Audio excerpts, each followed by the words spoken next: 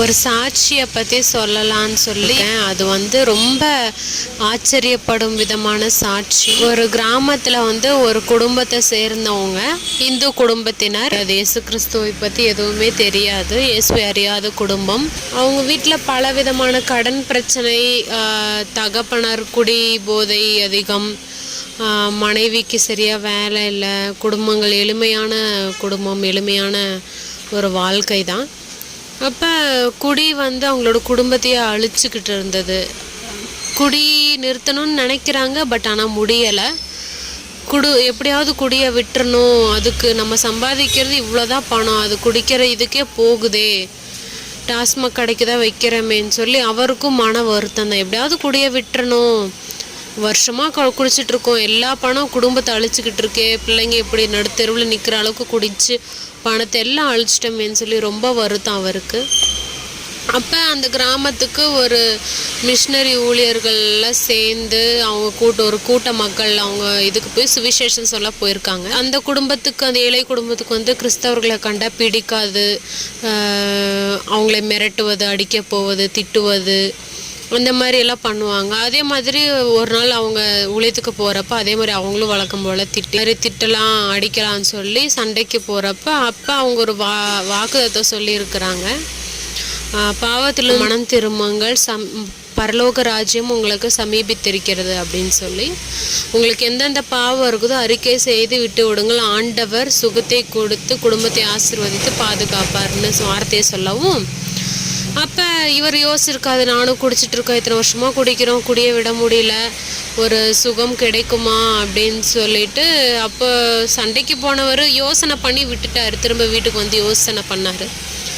சரி, எல்லா பக்கம் ட்ரை பண்ணிட்டோம், மருந்து அது இது போட்டு பார்த்துட்டோம், கடவுளை கும்பிட்டு பார்த்துட்டோம், எந்த பலனுமே தெரியலை, இது வரைக்கும் தெரியல, இனியும் நடக்க போகிற நம்பிக்கையும் நமக்கு இல்லைன்னு சொல்லி சர்ச்சுக்கு போயிருக்காங்க.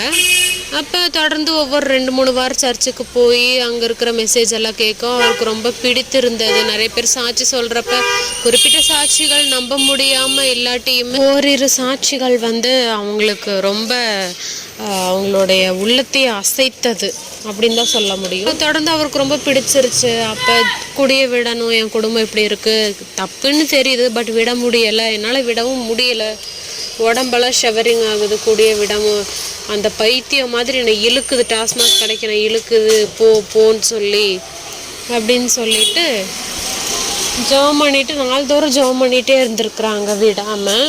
ஒரு நாள் ஒரு மாற்றம் திடீரென்று அவர்கிட்ட யாரோ பேசுகிற மாதிரி, என்னை நோக்கி கூப்பிடு, நான் உன்னை ஆசீர்வதிப்பேன் அப்படின்னு சொல்லி யாரோ கூப்பிட்ட மாதிரி சத்தம்.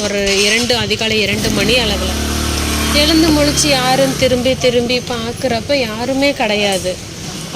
அவங்க இதில் எல்லோரும் தூங்கிட்டுருக்காங்க.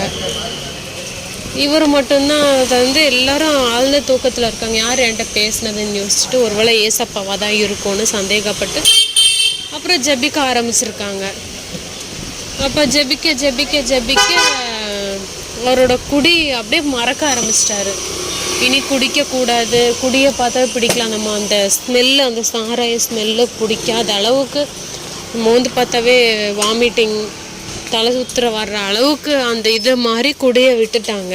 அந்த டாஸ்மாக் கடையை தாண்டி போகிறப்பையும் முன்னே இருக்கிற இதுக்கும் இப்போ இருக்கிற இதுக்கும் ரொம்ப வித்தியாசமாக இருந்தது. அப்போ அந்த வித்தியாசத்தை உணர்ந்தார். அப்போ இயேசு ஜீவனுள்ள இயேசு, நம்ம இவ்வளோ நாளாக கும்பிட்டது இதெல்லாம் வேற என்னமோ, அப்போ ஏசப்பா தான் வழி திறந்துருக்கிறாரு என் குடும்பத்துக்கும் எனக்கும்.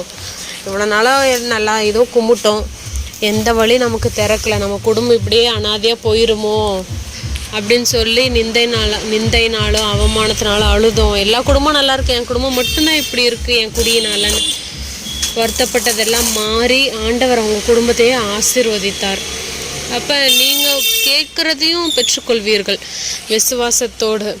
அவங்கெல்லாம் கிறிஸ்தவர்களே பிடிக்காது, கிறிஸ்தவர்கள் பார்த்தாவே பிடிக்காது, அவங்க ஊழியம் பண்ணுறது, சுவிசேஷம் சொல்ல வந்தால் அடிக்கிறது, அந்த மாதிரிலாம் இருந்தவங்களே ரட்சிக்கப்பட்டு மனம் திரும்பிட்டாங்க. இன்றைக்கு அநேக கிறிஸ்தவர்கள், பைபிளே எடுத்து வாசிக்காத கிறிஸ்தவர்கள் இன்றைக்கி எத்தனை பேர் இருக்கிறார்கள் இந்த உலகத்தில். ஆண்டவர் அவர்களையும் கூட சீக்கிரம் சந்திக்க போகிறார்.